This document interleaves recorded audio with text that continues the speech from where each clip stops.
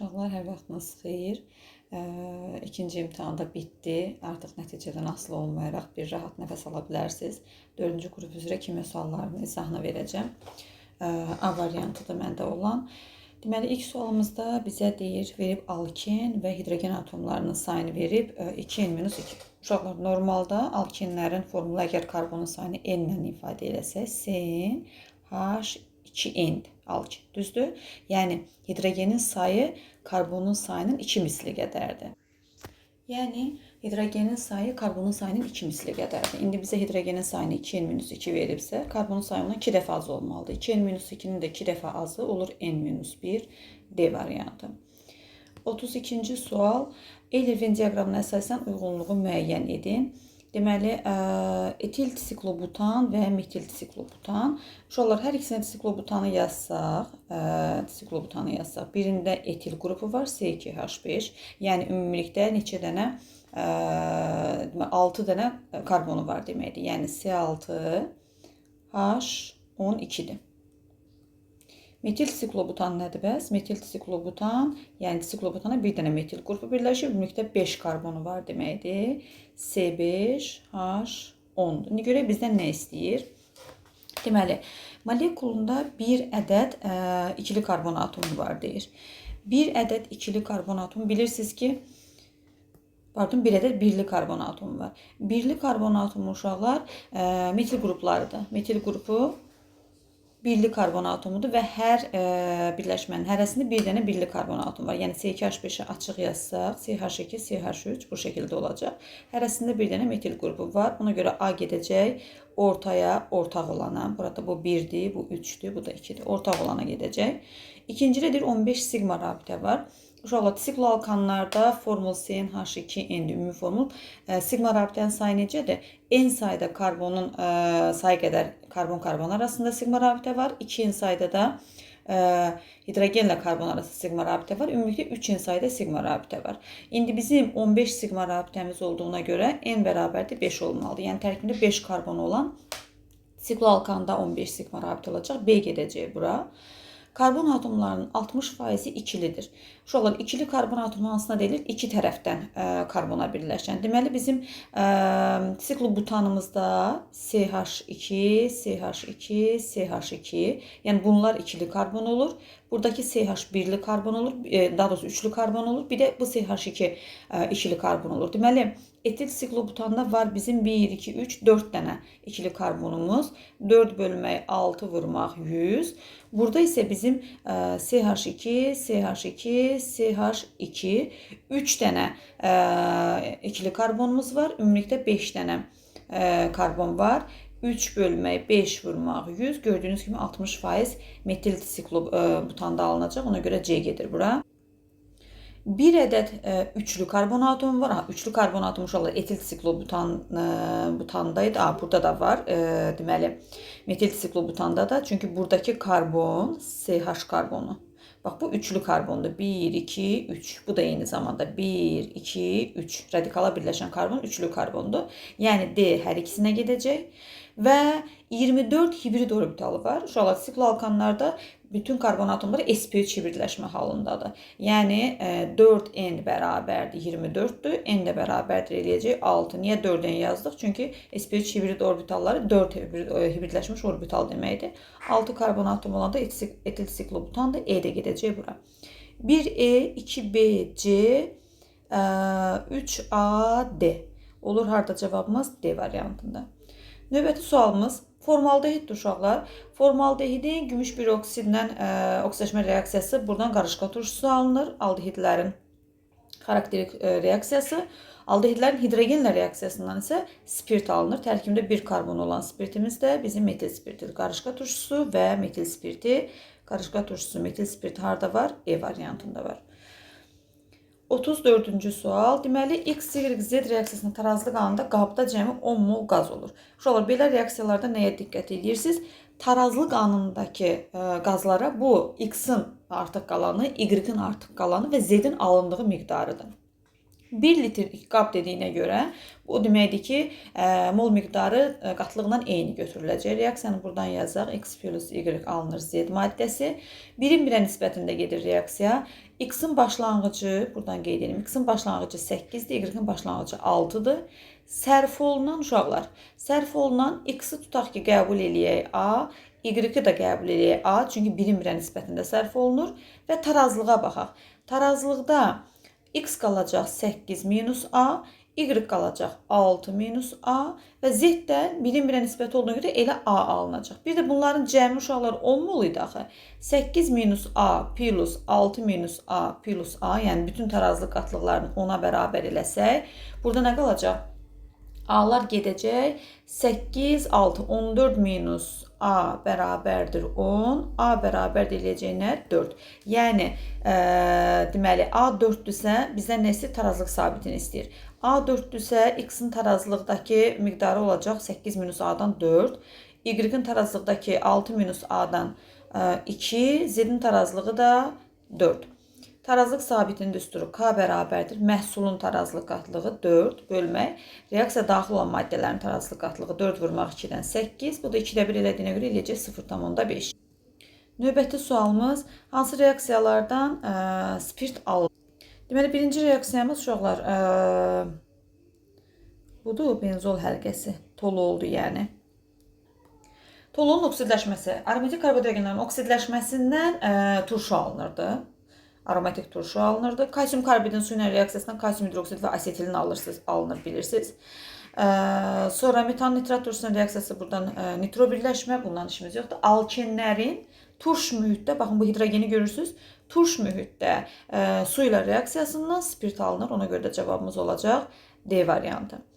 36-da kükürdün qatı nitrat turşusunun reaksiyasından uşaqlar, deməli, qeyri-metalların qatı nitratla reaksiyasından həmin elementin öz turşusu alınırdı. Yəni NO2-dən əlavə bir də sulfat turşusu və su alınacaq. İndi biz bunun X və Y-dən hansının sulfat turşusu, hansının su olduğunu bilmirik. Baxaq görək. Hidrogenin kütlə payı deyir ki, omega 2 omega 1-dən böyükdür. Yəni Y-dəki hidrogenin kütlə payı X-dəki hidrogenin kütlə payından çoxdur. Biz də burada baxırıq ki, sulfat turşusunda hidrogen 98-ə 2-dir, amma suda isə 18-ə 2-dir. Deməli, sudakı kütlə payı daha çoxdur. Onda omega 2 böyük olduğuna görə Y-imiz sudur, X-imiz isə sulfat turşusudur. İndi görək bizdə nə deyir? X plus mis 2 oksid daha doğrusu, bəli, mis 2 oksid su ilə reaksiya daxil olmayacaq.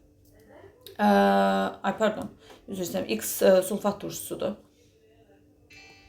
Sulfat turşusu mis 2 oksidinə reaksiya daxil olacaq. Ona görə bunu çıxırıq, getməz dediyinə görə getməyənləri götürəcəyik. Y su mis 2 oksidinə reaksiya daxil olmayacaq. Bəli, getməyənlərdən biri 2-dir. Sonra X plus ayrım qızıl zaten heç nə ilə demək olar ki, reaksiyaya girmir, sadəcə çar arağında həll olur. Biri 3-dür.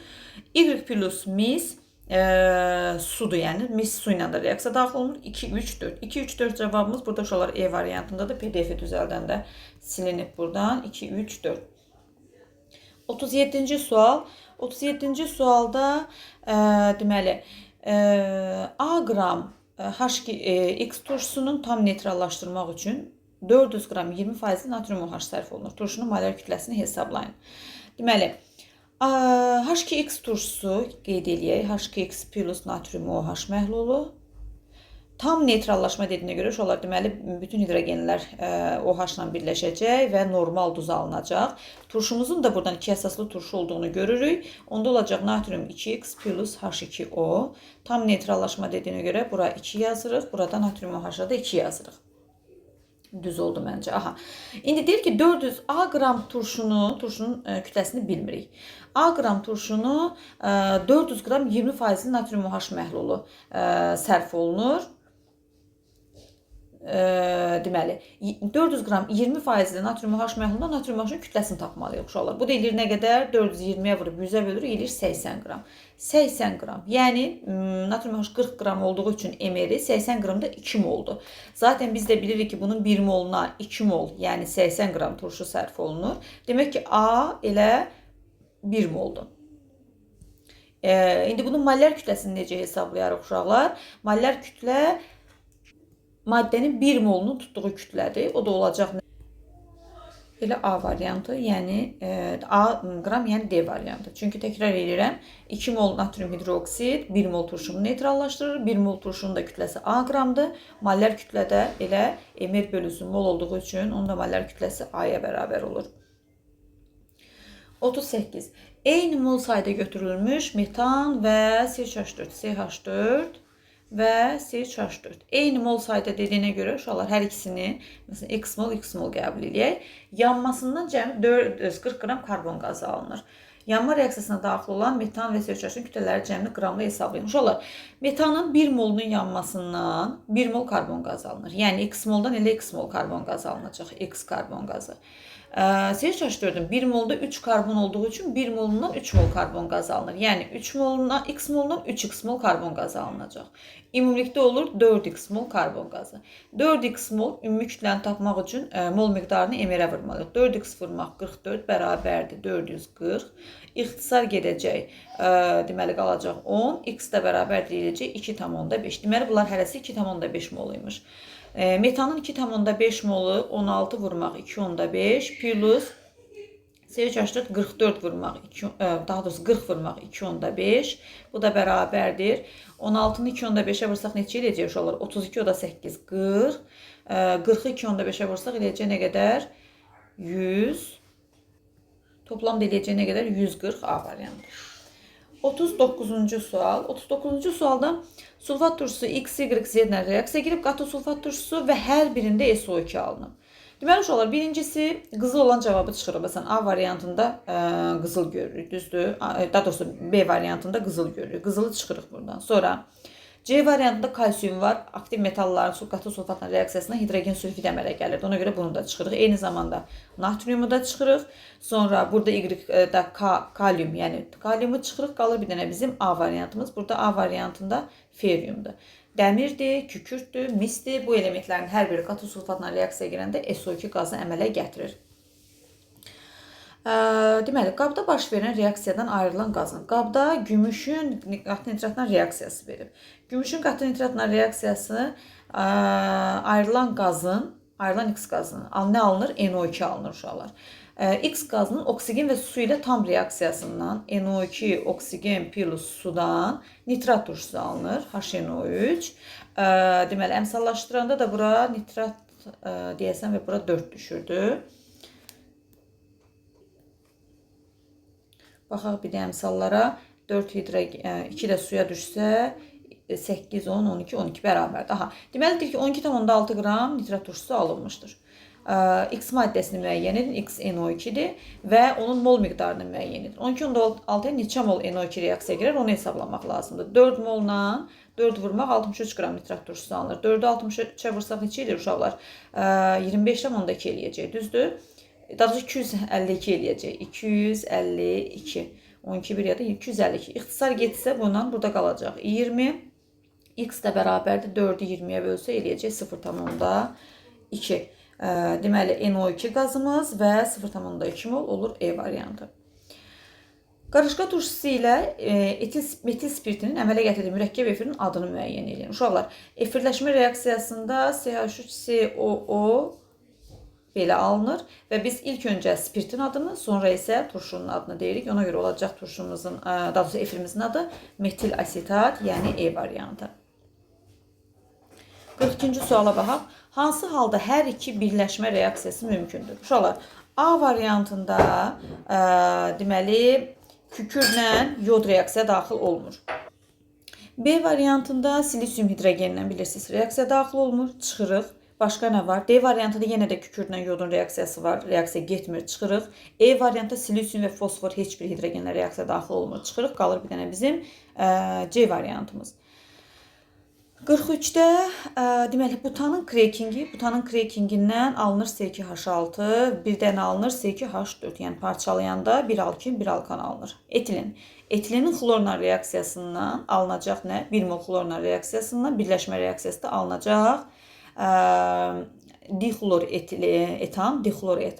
Dixloroetanın da 2 mol qələvinin suda məhv olunan reaksiyasından alınmalıdır 2 atomlu spirt. Çünki monohalogenlərdə 1 mol qələvinin suda məhv reaksiyasından 1 atomlu spirt alınır, dihalogenlərdə 2 atomlu spirt alınır. Reaksiyada oksidləşdiricinin 4, bu üçün reaksiyanı əmsallaşdırmalıyıq. Deməli, uşaqlar mis 0-dan gedir müsbət 2-yə, nitrat turşusu da müsbət 5-dən gedir müsbət 2-yə. Mis 0-dan müsbət 2-yə gedəndə 2 elektron itirir, azot müsbət 5-dən müsbət 2-yə 3 elektron alır. Yer dəyişmə eləsək, bura misə 3 düşər, azota da 2 düşər. Azota 2 düşdüyünə görə ümumi azotun sayı nə qədər olacaq? 3 mol burada, 3 mol metil nitratda eləyir 6 dənə azot. Bu da 2, 8. Nitrat turşusuna düşəcək 8. Suya nə düşəcək? Suya da 4 düşər. İndi deyir ki, bizə oksidləşdiricinin 4 mol reduksiya olunduqda. Biz bilirik ki, uşaqlar 8 mol nitrat turşusu reaksiyaya girir, onun 2 mol reduksiya olunur. 2 mol reduksiya olunanda alınan su 4 vurmaq 18 qramdır. Yəni 4 moldursa, onda bizim deməli 4 molumuz reduksiya uğrayanda nə qədər olacaq? 2 dəfə artıq. Yəni 8 vurmaq 18. Bu da nə qədər eləyəcək? Ay, üzr istəyirəm uşaqlar, başdan səhv getdim. 4 mol reduksiya uğrayanda, yəni bizim reaksiyamızda 8 mol reduksiya uğrayır. 8 mol, bu arada uşaqlar, burada 4 deyilmiş, 1 imiş, üzrlə hesab edin, 1 imiş. Mən deyirəm, məsələdə nəsə uyğunsuzluq görürəm. PDF-ləyəndə burada yanlış gedib. 1 mol reduksiya uğrayanda. Deməli, 8 mol turşunun 2 mol reduksiya uğrayır uşaqlar. 2 mol reduksiya uğrayanda 4 vurmaq 18 qram. 1 molda nə qədər əmələ gələcək? 2 dəfə az. X bərabərdə bu da eləyəcək 36 qram B variantı. Hansı duzun suda məhlulunda mühit qələvidir? Qələvi mühit olması üçün uşaqlar aktiv metal olmalıdır və o duz hidrolizə uğramalıdır. Bizim burada qələm mühit verə biləcək 2 dənə duzumuz var. Kalium klorid və natrium karbonat. Kalium kloriddə hidroliz getmədiyinə görə olacaq cavabımız nə? Natrium karbonat E variantı. Xlorun həyəcanlanmış halı 3s2, 3ps1, 3p3, 3d2 bu nə deməkdir uşaqlar? Bütün elektronları təkləşmişdir. Bu da eləyir neçə dənə? 7 dənə. Olacaq müsbət 7. Digərdə 3s2, 3p4, 3d1 bu nə deməkdir? Yəni 3 dənə təkləşmiş elektron var. İkisi p-də, biri d-də. Burada olacaq nə? Müsbət 3. Digəri 3s2, 3p3, 3d2-dir. Bu nə deməkdir? 5 dənə təkləşmiş elektron var. Bu da olacaq müsbət 5. Olur A variantı.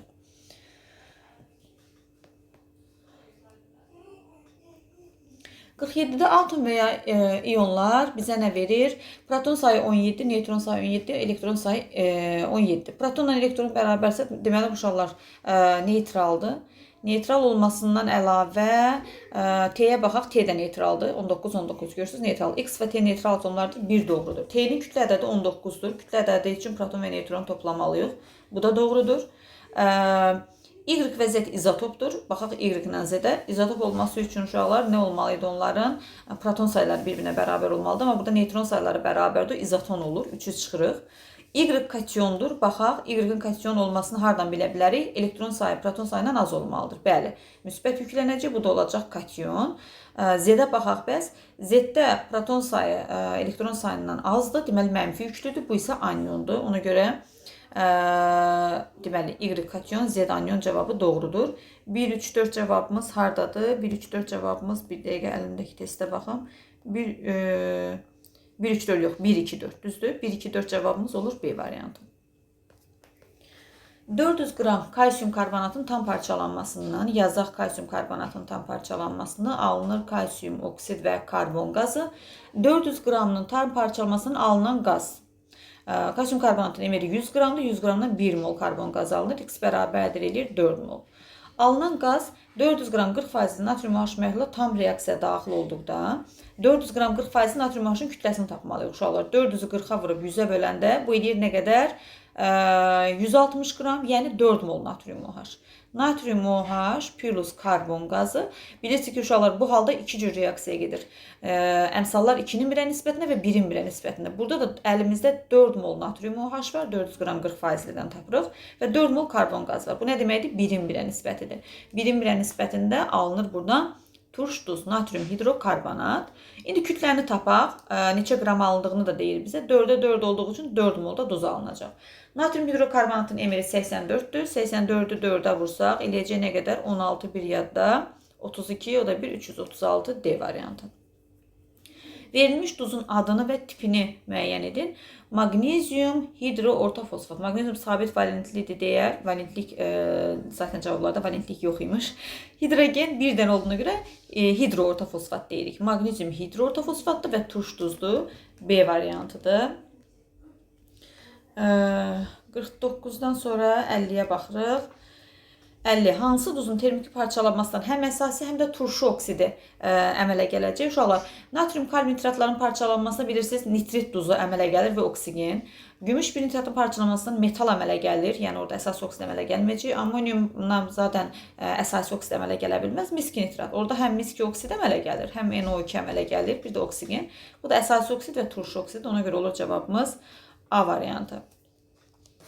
Hər 3 qabda 200 qram 16% miski sulfat. Tez məhlulu miski sulfatın saf kütləsinə çevirir olur. 200 vurmaq 16 bölmək 100-dən eləyəcək nə qədər? 32 qram. Yəni hər ikisində 32 qram miski sulfat məhlulu var. Miski sulfat məhlulu metal lövhələrin tam reaksiyası zamanı alınan misin kütlələri cəmini qramla hesablayın. Deməli uşaqlar, dəmirin miski sulfatla reaksiyasından alınacaq mis və dəmir 2 sulfat, yəni reaksiya birim nisbətində gedəcək. Gümüşün miski sulfatla reaksiyasından alınacaq mis plus gümüş 1 sulfat. Yəni hər birində 1 mola 1 mol gedəcək reaksiya. Yine yazım, bunu da yazdım da. Miski sulfat alınacaq mis plus sink sulfat. Yəni reaksiyanı yazmasaq da bunu rahatlıqla hesablaya bilərik. Çünki 1 mola 1 mol gedir. Hər birində düşünün ki, uşaqlar 32 qramdan nə qədər mis alınacaq? Normalda 160 qramdan 64 qram mis alınır, düzdür?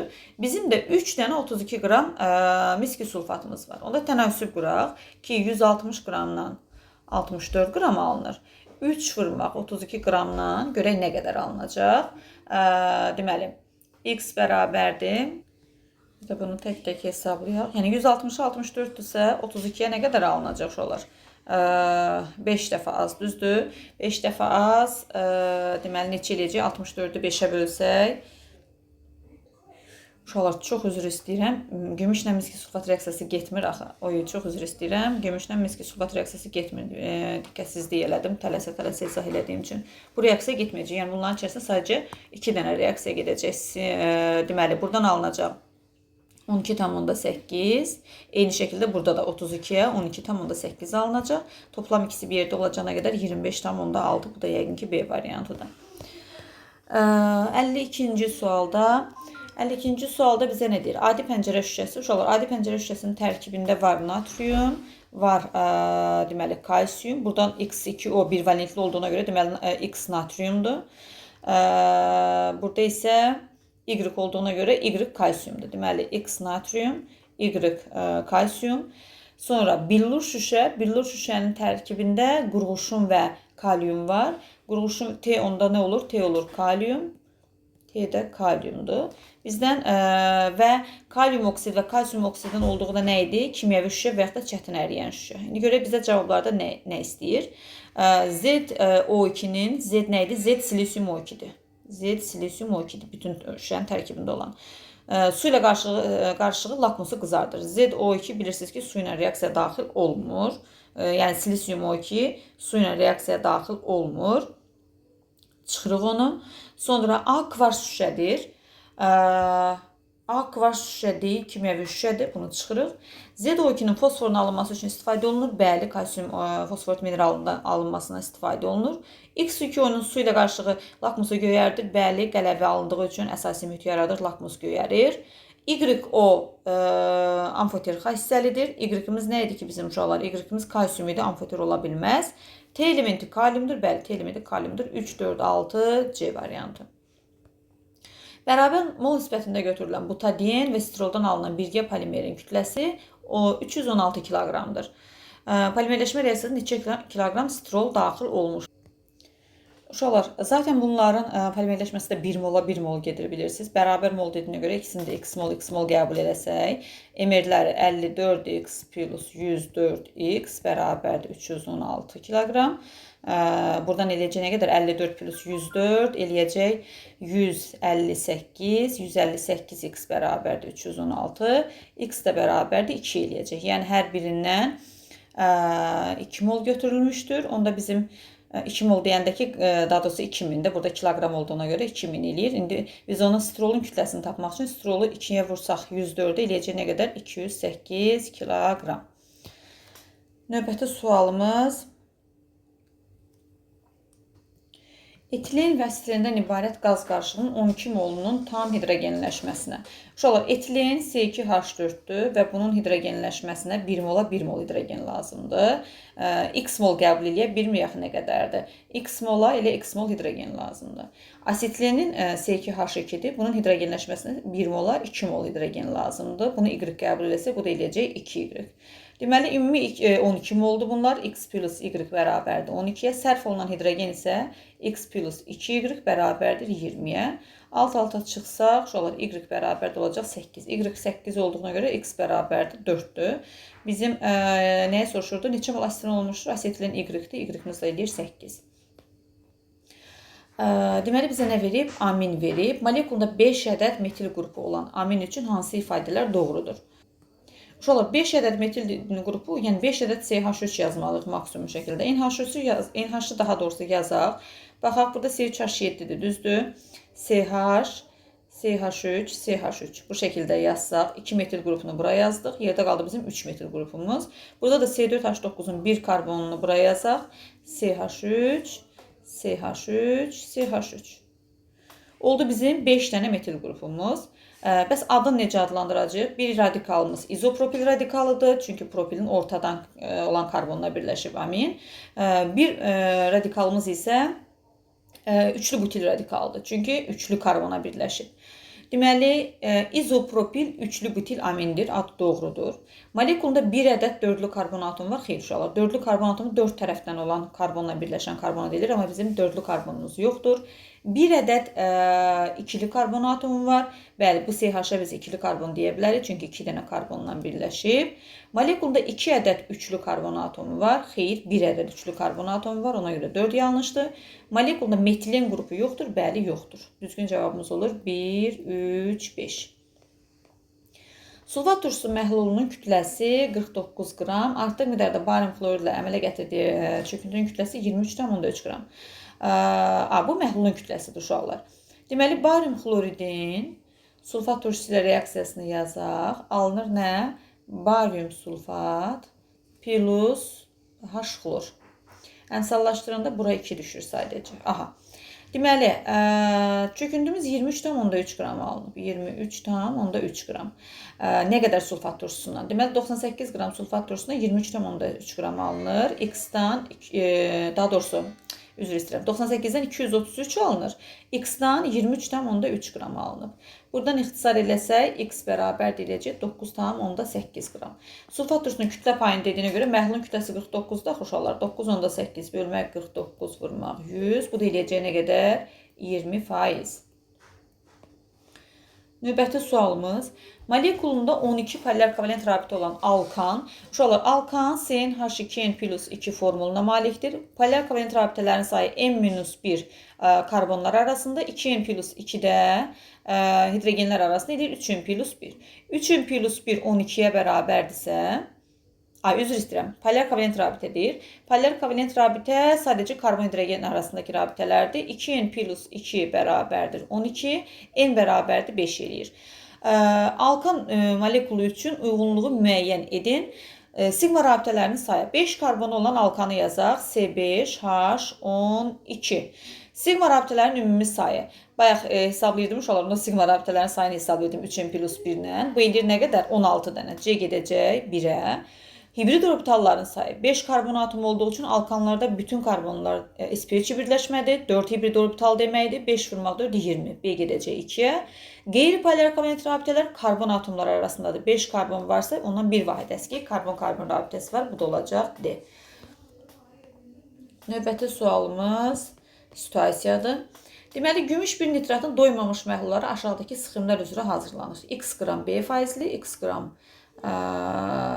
deməli 3x qram 20 faizli, sonra x qram B faizlidən 2x qram 30 faizli gümüş bir nitrat məhlulu.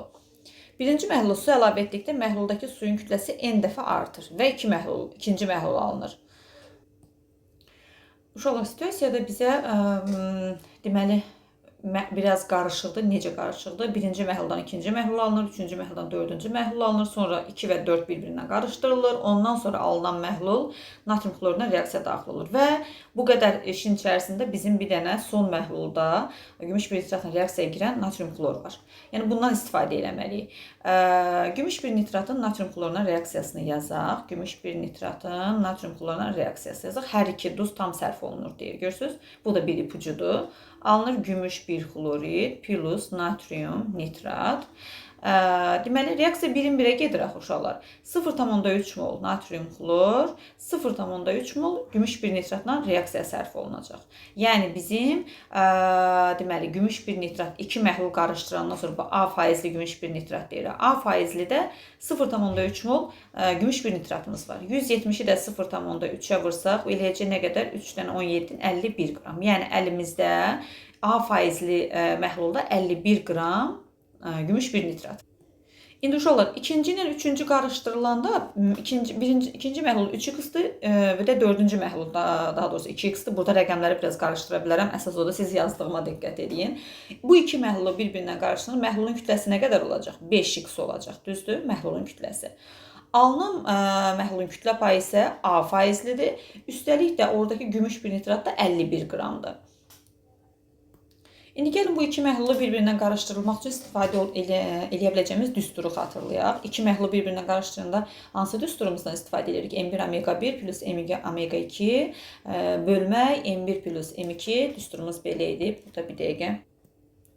Deməli, düsturumuz belə idi uşaqlar. Omega son, yəni iki məhlulu qarışdırandan sonraki məhlul alırdıq. Həmin məhlulun kütlə payı bərabərdir. M1 omega 1 plus M2 omega 2 bölmək M1 plus M2. Bu düsturu xatırlayırsınız yəqin. İndi bizim omega sonumuz A faizdir. A bərabərdir. M1 omega 1 3x vurmaq 20 plus M2 omega 2 2x vurmaq 30 bölmək M1 plus M2. Yəni 3x plus 2x. Bu da bərabərdir eləyəcək nə qədər uşaqlar? 60x plus 60x, hər ikisi 60x olduğuna görə 120x bölmək 5x. X-lar ixtisar gələcək uşaqlar. 5A bərabərdir 120. Buradan da A bərabərdir eləyəcək nə qədər? 24%. Deməli, alınan məhlulun kütlə payı 24%-dir. Kütlə payı 24%, A bərabərdir 24, maddə bərabərdir 51. Burada nəyi tapa bilərik biz? Məhlulu tapa bilərik. Məhlul bərabərdir. Deməli, məhlulu tapanda nə edəcəyik? Maddə bölünsün, 51 bölünsün. Kütlə payı vurmaq 100. Məhlulumuzun kütləsi alınacaq 212,5. Bu 212,5 nədir uşaqlar? Bu 5x məhlulu. Yəni bu iki məhlul qarışdırılandan sonra alınan məhlulumuz var idi. Bax bu 5x-dir. Onda 5x bərabərdir 212,5-dirsə, buradan da x-i hesablayaq. Görək nə qədər eləyəcək. X bərabərdir eləyir 42,5. 42,5. Deməli bu 42,5-dir. Bu da 42,5-dir məhlulumuz. Və hər ikisində kütlə payı eynidir. İndi bizim uşaqlar bu məhluldan bu məhlula keçid eləyəndə sadəcə üzərinə su əlavə olunub baxı. Onda düsturumuz var idi bizim. Deməli M1 omega 1 bərabərdir M2 omega 2. Əgər biz ora su əlavə eləmişiksə məhlulun üzərinə suyu gəldiririk, su çıxmışıqsa məhlulun üzərinə suyu çıxırıq. M1 omega 1 bərabər idi M2 omega 2-yə.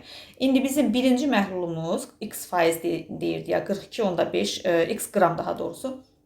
42,5 qram B faizli vurmaq B və üzərinə su gələndən sonra olub 3 vurmaq 42,5 3x idi. Vurmaq 20 faizli. Buradan B-ni hesablasaq 42,5-lər gedəcək. B bərabərdir 60%. Bunu çıxdıq. Digərinə baxaq. Yenə də ikinci məhlulumuz 42,5 qram B faizli idi. Bərabərdir olub 2 vurmaq 42.5 vurmaq 30. 42.5'lər yenə də gedəcək. B bərabərdir, yenə də 60. Yəni zaten hər ikisi B olduğuna görə ikisi də 60% alınmış olacaq. Yəni B-ni tapdıq 60. İndi bizdən nə istəyir birincidə? N, M və A-nı hesablayın. A-nı tapmışdıq əslində. A-nı neçə tapmışdıq? 24,5 tapmışdıq A-nı. 24,5. 24,5 yox, daha doğrusu 24 tapmışdıq A-nı. N və M-i necə hesablayaq? Deməli, N-də nə baş verirdi uşaqlar? Birinci məhlula su əlavə edəndə suyun kütləsi N dəfə artırdı. Birinci məhlulumuzda suyun kütləsi nə qədər olacaq? Birinci məhlulumuz 42,5 qram 60%-dir də uşaqlar. Birinci məhlulumuzda suyun kütləsi su 1 yazıram. Suyun kütləsi 42,5-in 40%-ni tapaq. Çünki 60% maddədirsə 40% sudur. Bu da eləyəcək 17 qram. İkinci məhlulumuzda suyun kütləsi nə qədər olacaq? İkinci məhlulumuz bizim 3x20%-lidir. Əlavə olunan su 42,5-dən 3x-ə keçib, baxı 2,42,5 qədər artıb. Yəni bu nə qədər artıb? 85 qram artmış olur. Yəni növbəti məhlulda olub suyumuz nə qədər uşaqlar? Su bərabərdir 17 plus 85 olub. 17 plus 85. Bu da nə qədər edir? 102 qram edir. Birinci məhlulda 17 idi, ikinci məhlulda 102 idi. Onda N bərabərdir nə olacaq? 102 bölmək 17. Bu da bərabərdir edir nə qədər? 6 dəfə. N 6-dır. M nə idi bəs? Üçüncü məhlula su əlavə etdikdə suyun kütləsi M dəfə artır. Üçüncü məhlulumuzdakı suyumuz nə qədərdir? Üçüncü məhlulumuzda da ilkin suyumuz, birinci suyumuz 17 qram idi. Çünki eyni məhluldur. O da deməli x qram B faizli idi. Üçüncü məhlulumuza su əlavə eləyəndən sonra məhlulumuz olub 2x. Yəni əlavə olunan su bərabər olub nə qədər? Deməli məhlulun kütləsi qədər. Məhlulun kütləsi 42,5 idi. 42,5 qram. Bu da toplam nə qədər eləyir? Toplam su eləyir 59,5. 59,5-i də biz 17-yə bölsək, yəni birinci suya bölsək, görək kütləsi nə qədər artmış olacaq. 59,5-i 17-yə bölsək, bu da eləyəcək 3,5 dəfə. Yəni M də bərabərdir 3,5. Deməli A-nı tapdıq 24, N-i tapdıq 6, M-i də tapdıq 3,5. Davam eləyək. Cavab vərəqində verilən cədvəli tamamlayın. İndi verilən cədvəl oradan nə imiş bilmirəm uşaqlar. Deməli, növbəti 60-cı sual. 60-cı sualda reaksiya zamanı məhlulda olan xlor və natrium iyonlarının mol sayının zamandan asılı olaraq dəyişmə qrafikini qurun. Deməli, məhlulda olan xlor və natrium iyonlarının zamandan asılı olaraq tam reaksiya getdiyinə görə uşaqlar, bax bu reaksiya üzrə biz quracağıq onu. Bir dəqiqə bunu genişləndirim. Xlor iyonları tamamilə çökəcək. Yəni tamamilə çökməyi nə deməkdir? Çünki tam reaksiya daxil olacaq, tamamilə çökəcək. Başlanğıcda var idi 0,3 mol xlor və tamamilə sıfıra gəlir, düşür. Natrium nə qədərdir? Natrium 0,3-dür bu da, amma natrium dəyişməyəcək. Elə natrium nitratın tərkibinə gedəcək 0,3 olaraq. Bu da 0,3 götürür, dəyişmir. Bu xlor iyonlarına aiddir, bu isə natrium iyonlarına aiddir.